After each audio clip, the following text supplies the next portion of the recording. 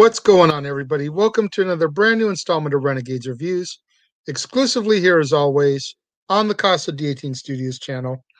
I, of course, am your host, the Renegade JJ Williams, and today we're going to say goodbye to trilogies as well as to Bill and Ted with 2020's Bill and Ted Face the Music, the final chapter in the Bill and Ted saga, as well as the final trilogy we will be reviewing this month, starring Alex Winter, Keanu Reeves, William Sadler, Kristen Schaal, Samara Weaving, Bridget Lundy-Paine, and a very special, touching cameo by George Carlin.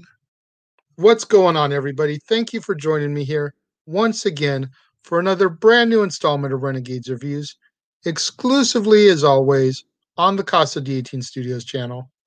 I, of course, am your host, the Renegade JJ Williams, and it's a sad day here at Renegades Reviews as we bid adieu to the trilogies.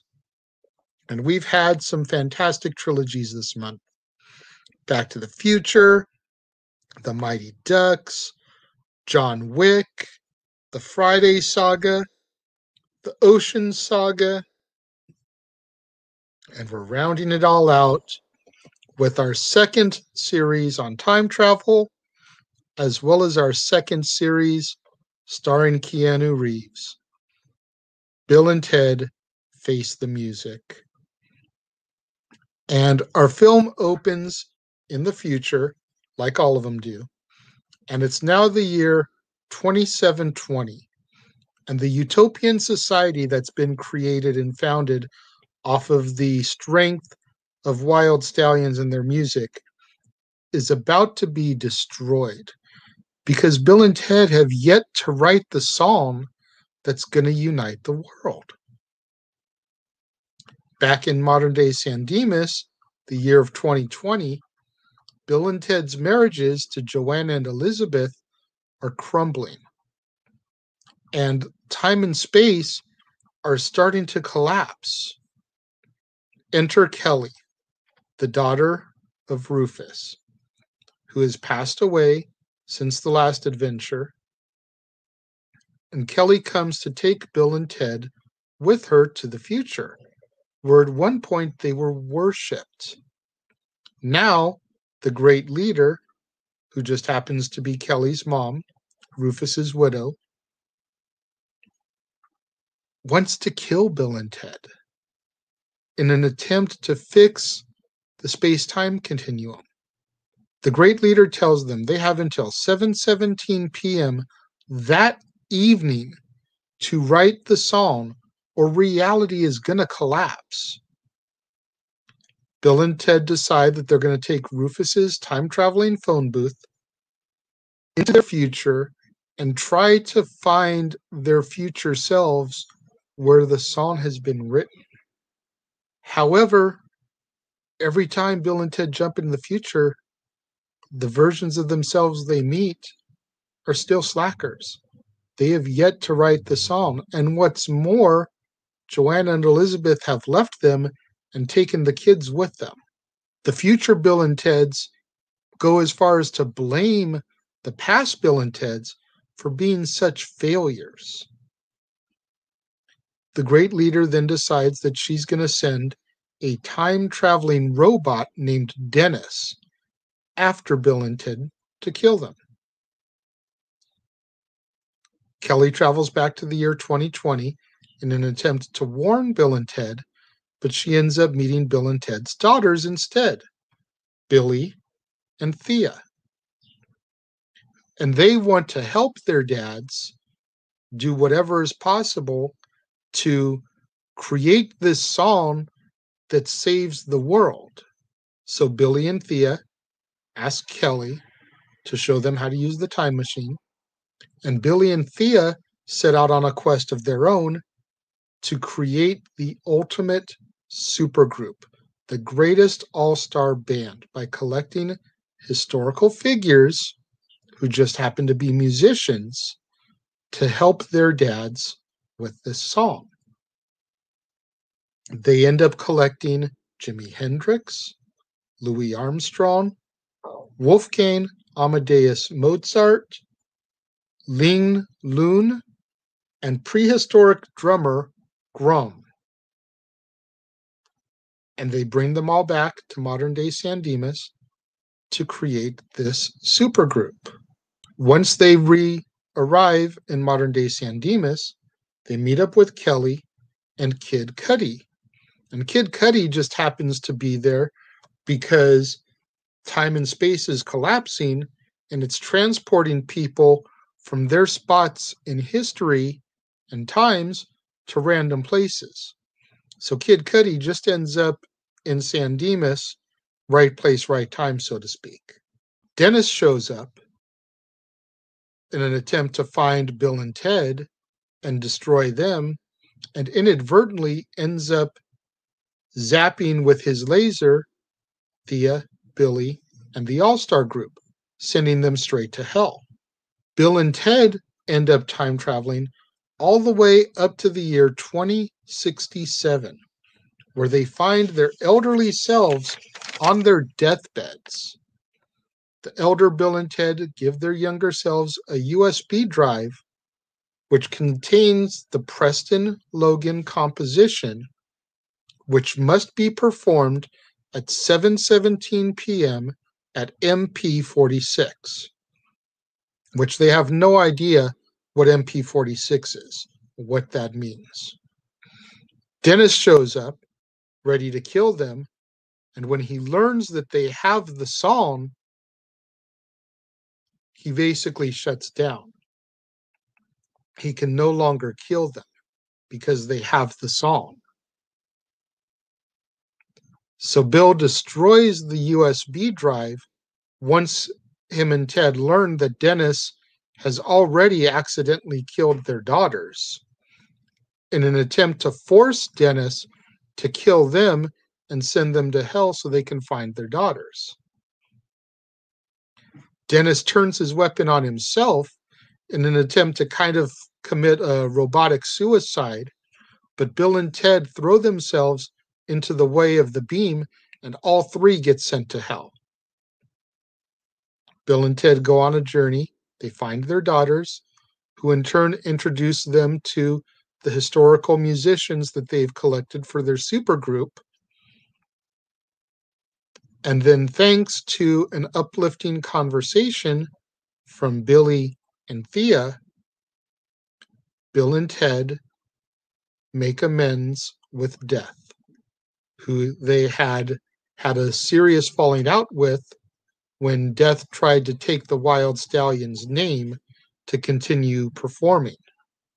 Billy and Thea conversate with Death, make him realize how much fun he had performing with their dads, make him realize what an amazing bass player he was, and Death agrees to rejoin Wild Stallions, as well as to take everyone back to modern-day San Dimas, the year 2020, where they're all alive.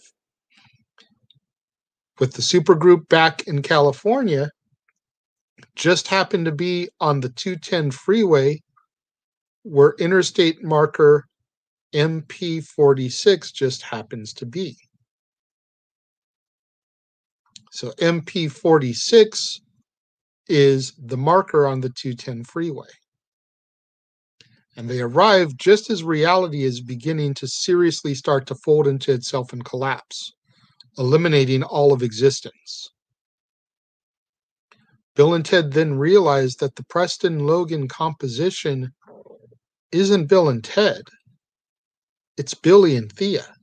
Not only that, but it must be performed by everyone across time and space that has ever lived in order to bring this harmonious peace and set up the utopian society that Rufus and the great leader and everybody know in the future. Bill and Ted are then rejoined by Joanna and Elizabeth, who realize that despite the problems that they may be having, they are the happiest there and then with Bill and Ted. The four, Bill, Ted, Joanna, and Elizabeth, use the phone booth to create infinite copies of themselves in order to travel across time and space, where they give every person that has ever lived a musical instrument to play. Everyone across time performs the song while Billy and Thea produce it. And at 7:17 p.m. exactly, Bill and Ted take the lead on the song, thus repairing the universe and returning everyone to their proper planes of existence. Our film draws to a close with a post-credits scene where elderly Bill and Ted, in their deathbeds, saying that there's one thing they need to do before they die. They set up their amplifiers, get out their guitars, and have what is presumed to be one final jam session with each other before they pass away.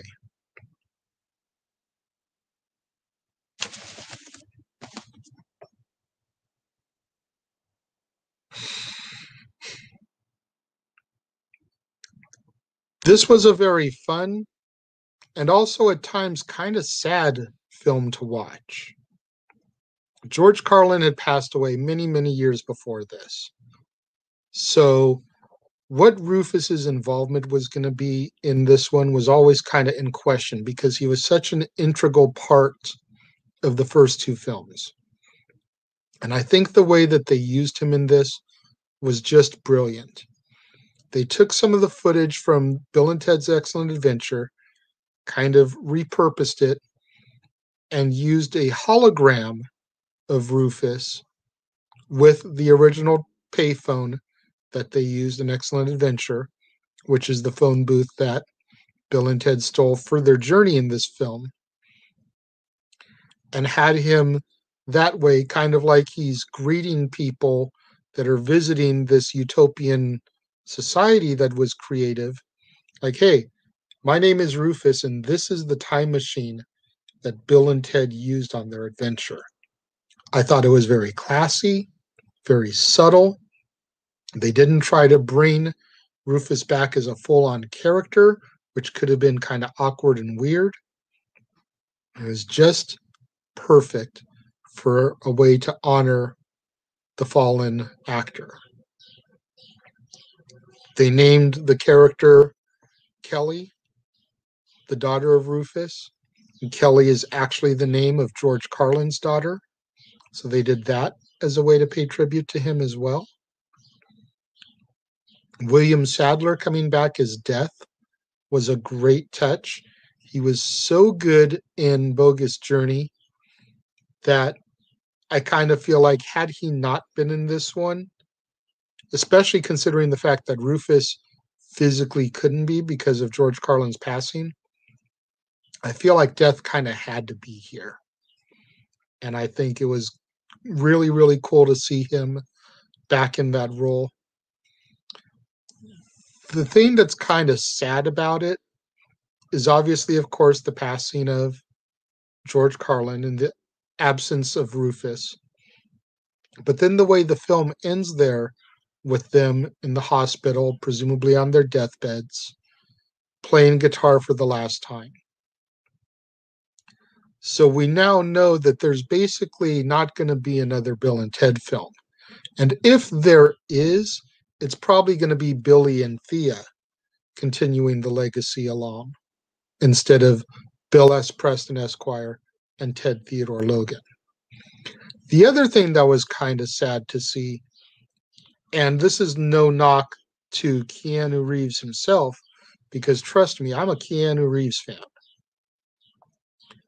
Keanu Reeves seemed like he was trying too hard to be Ted Theodore Logan in this film.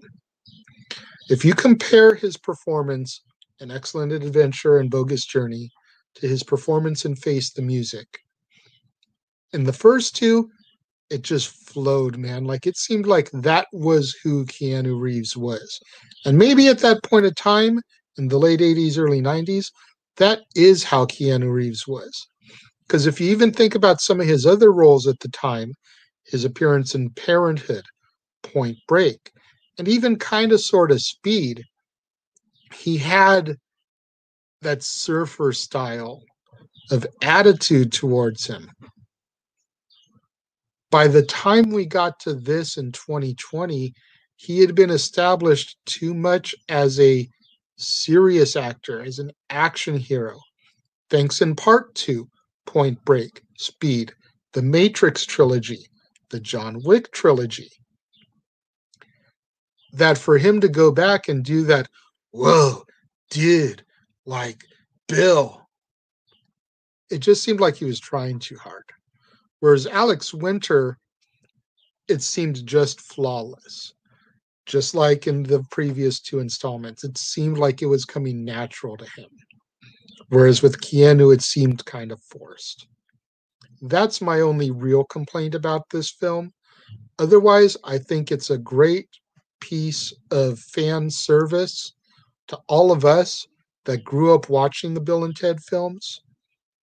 To have this chapter where now we know they did create the song that created this beautiful future that we saw in Excellent Adventure. And things have kind of come full circle. It's nice to have this little nugget there in the film world where we can see that it all worked itself out.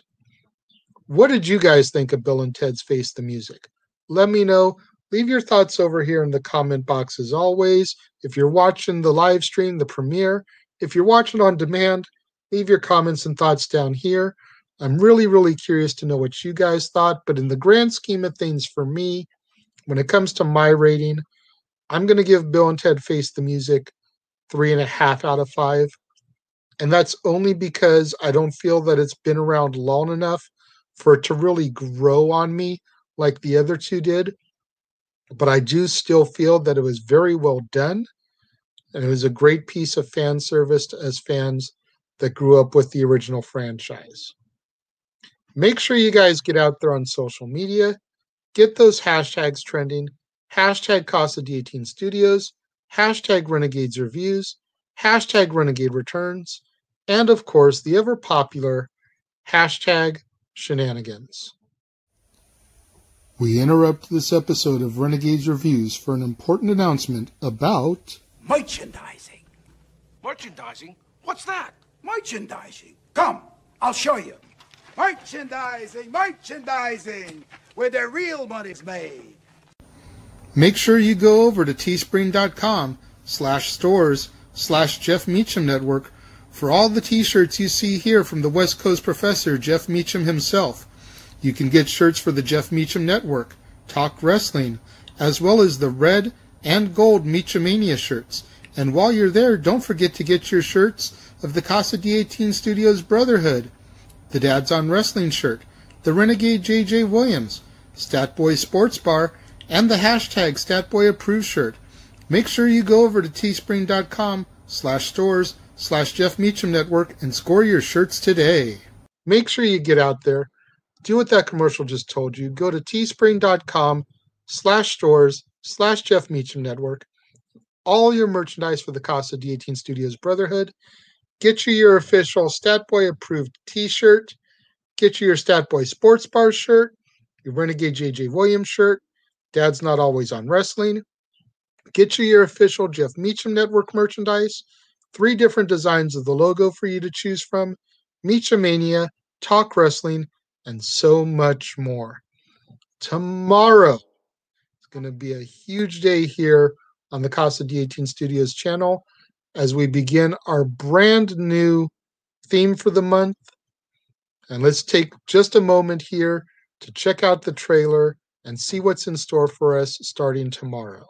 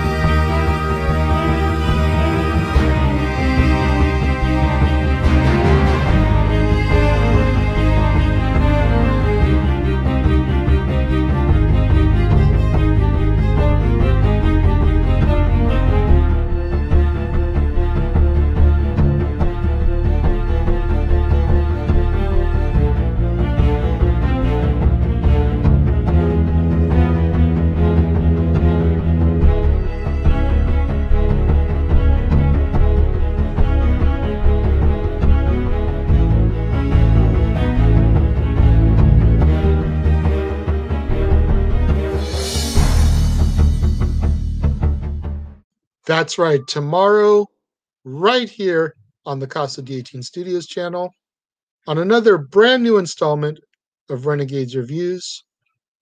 We're going to go to a place a long time ago in a galaxy far, far away, and boldly go where no man has gone before.